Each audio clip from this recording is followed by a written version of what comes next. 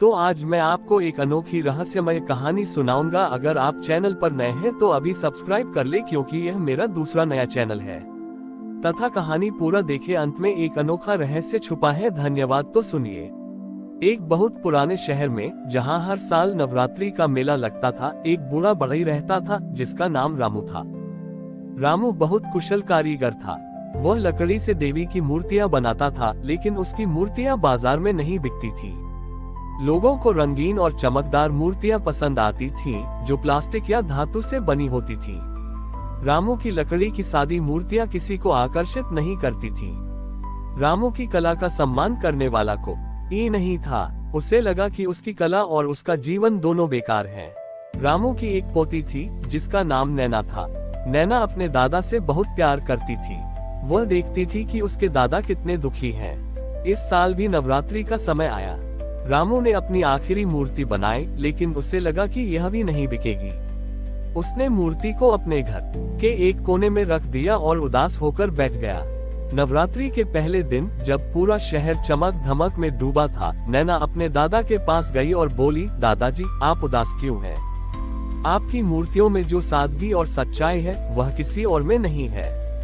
रामू ने कहा, नैना, अब कोई सच्ची कला की कद्र नहीं करता। सबको दिखावा चाहिए। नैना ने अपने दादा को सांत्वना दी और खुद अपने हाथ से एक छोटा सा दीपक जलाकर उस मूर्ति के सामने रख दिया। वह रोज उस मूर्ति के सामने बैठकर भजन गाती और प्रार्थना करती। एक दिन शहर में अचानक एक बहुत तेज बारिश आई और पूरे शहर की बिजली गुल हो गई। सभी जगह अंधेरा छा गया और लोगों में अफरा तफरी मच गई। उस अंधेरे में लोगों को कुछ भी दिखाई नहीं दे रहा था। उनका सारा दिखावा और चमक दमक बेकार हो गई थी। लोग घबराकर इधर उधर भाग रहे थे। तभी कुछ लोगों ने दूर एक छोटी सी रोशनी देखी। वे उस रोशनी की तरफ चले।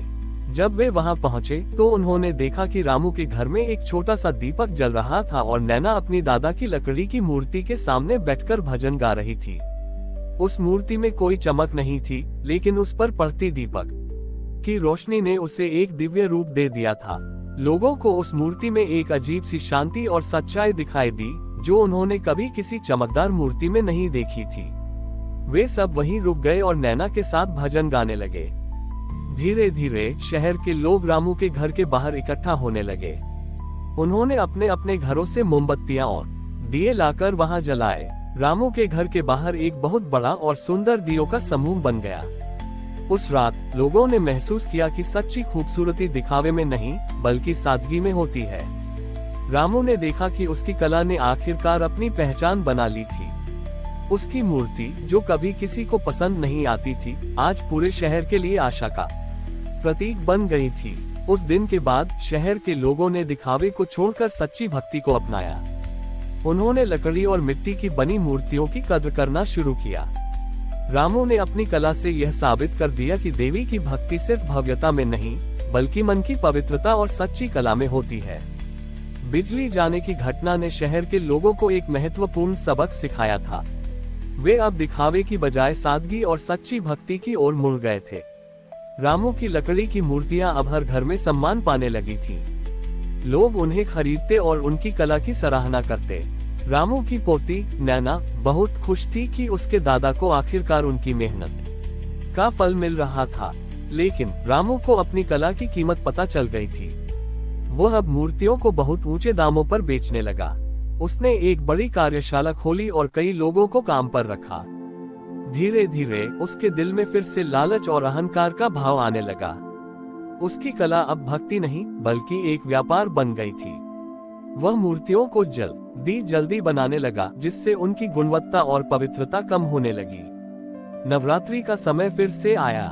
इस बार रामू ने सबसे बड़ी और महंगी लकड़ी की मूर्ति बनाई। उसने सोचा कि यह मूर्ति इतनी भव्य होगी कि लोग इसे देखकर दंग रह जाएंगे। मूर्ति पर सोने के रंग चढ़ाए गए और उसे कीमती रत्नों से सजाया गया। यह मूर्ति अब सादगी का प्रतीक नहीं थी, बल्कि धन और दिखावे का प्रतीक बन चुकी थी। नैना ने अपने दादा को ये सब करते देखा तो उसे बहुत दुख हुआ। उसने कहा, दादाजी, आप वही गलती कर रहे हैं जो पहले लोग करते थे। आपकी कला में अब वह पवित्रता नहीं रही। रामू ने नैना की बात पर ध्यान नहीं दिया। उसे अपनी प्रसिद्धि और पैसे पर गर्व था। नवमी की रात जब रामू ने अपनी भव्य मूर्ति को पंडाल में रखा तो पूरा शहर उसे देखने आया। सब उसकी कला की प्रशंसा कर रहे थे, लेकिन किसी को भी उस मूर्ति में कोई दिव्य शक्ति महसूस नहीं हुई। मूर्ति बहुत सुंदर थी, लेकिन वह बेजान लग रही थी। अचानक एक और चमत्कार हुआ। पंडाल में जहां रामू की भव्य मूर्ति रखी थी, वहां बिजली चली गई। पूरा पंडाल अंधेरे में डूब गया। लोगों में फिर से अफरा तफरी मच गई। रामू अपनी मूर्ति को बचाने के लिए भागने लगा, लेकिन उसे कुछ भी दिखाई नहीं दे रहा था। तभी लोगों ने दूर से एक छोटी सी रोशनी देखी। वह रोशनी नैना की थी, जो अपने हाथों में एक छोटा सा दीपक लेकर खड़ी थी। उस दीपक की रोशनी में नैना ने रामू की सबसे पहली और सबसे साधारण मूर्ति को वहां रखा था, जो कभी बिकी नहीं थी। अंधेरे में लोगों ने उस साधारण लकड़ी की मूर्ति को देखा। उस पर कोई रंग या रत्न नहीं थे, लेकिन उस पर पड़ती दीपक की रोशनी ने उसे एक अद्भुत रूप दे दिया था। उस मूर्ति की सादगी में एक ऐसी शक्ति थी कि लोग अपनी अपनी मोमबत्तियां और दिए जलाकर उसके पास आने लगे। रामू ने देखा कि उसकी भव्य मूर्ति तो अंधेरे में गुम हो गई थी, लेकिन उसकी सबसे पहली और सादी मूर्ति पूरे पंडाल को रोशन कर रही थी। उसे अपनी गलती का एहसास हुआ। उसने समझा कि सच्ची कला वही है जो दिल से बनाई जाए, और सच्ची रोशनी वही है जो दूसरों को दिशा दिखाए। उस दिन रामू ने अपनी मूर्तियों को बेचना बंद कर दिया और उन्हें दान करना शुरू किया। उसने अपनी कार्यशाला को एक स्कूल में बदल दिया, जहां वो बच्चों को लकड़ी से कला बनाना सिखाता था और उन्हें ये भी सिखाता था कि कला सिर्फ पैसे कमाने का जरिया नहीं, बल्कि सेवा का एक साधन है। रामू को फिर से उसकी खोई हुई पवित्रता और सम्मान मिल गया। रामू ने अपनी सबसे महंगी और भव्य मूर्तियों को तोड़ दिया और उन्हें गरीबों के लिए लकड़ी और फर्नीचर बनाने में इस्तेमाल किया।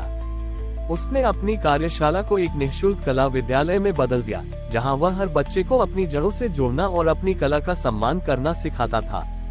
नैना अब उस बड़ी ही सबसे अच्छी छात्रा और सबसे बड़ी प्रेरणा बन गई थी। शहर में अब हर जगह रामू की कला की चर्चा थी, लेकिन इस बार यह चर्चा सिर्फ कला की नहीं, बल्कि उसके निस्वार्थ कर्मों की थी। एक दिन एक बहुत बड़ा राजा रामू के गांव आया।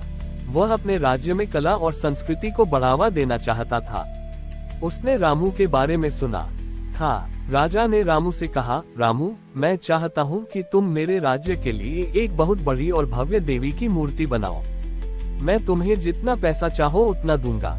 रामू ने विनम्रता से कहा, राजन, मैं मूर्तियों को पैसे के लिए नहीं, बल्कि भक्ति के लिए बनाता हूँ। राजा हैरान हुआ। उसने कहा, तो फिर तुम्हें क्या चाहिए? रामू ने मुस्कुराकर कहा, राजन, मैं सिर्फ एक चीज चाहता हूँ। मुझे आपके राज्य के सभी अनाथ बच्चे दीजिए और मैं उन्हें सिखाऊंगा कि कैसे अपने हाथों से मूर्तियां बनाते हैं। राजा ने रामू की शर्त मान ली। रामू ने उन बच्चों को अपनी कार्यशाला में लाया। उन बच्चों के पास न तो कोई माता पिता थे, न ही कोई घर। रामू ने उन्हें सिर्फ कला सिखाना शुरू नहीं किया, बल्कि उन्हें प्यार और सम्मान भी दिया। उसने उन बच्चों को लकड़ी और मिट्टी से देवी की मूर्तियां बनाना सिखाया। जब नवरात्रि का समय आया, तो उन बच्चों ने मिलकर सैकड़ों छोटी छोटी मूर्तियां बनाई। हर मूर्ति में उन बच्चों का प्यार, उनकी आशा और उनकी प्रार्थना थी। उन मूर्तियों में कोई चमक नहीं थी, लेकिन उनकी आंखों में एक अजीब सी चमक थी। राजा ने उन मूर्तियों को देखा और उसकी आंखें भर आईं। उसने कहा, रामू, तुमने मुझे सिखाया है कि कला सिर्फ सुंदरता बनाने के बारे में नहीं है, बल्कि यह जीवन को एक नया आकार देने के बारे में है। राजा ने उन सभी मूर्तियों को अपने राज्य के हर घर में भेजा और लोगों से कहा कि ये मूर्तियां सिर्फ लकड़ी की नहीं, बल्कि आशा की हैं। राजा ने रामू के गांव को कलाग्राम नाम दिया और उसे पूरे राज्य का सबसे बड़ा सम्मान दिया।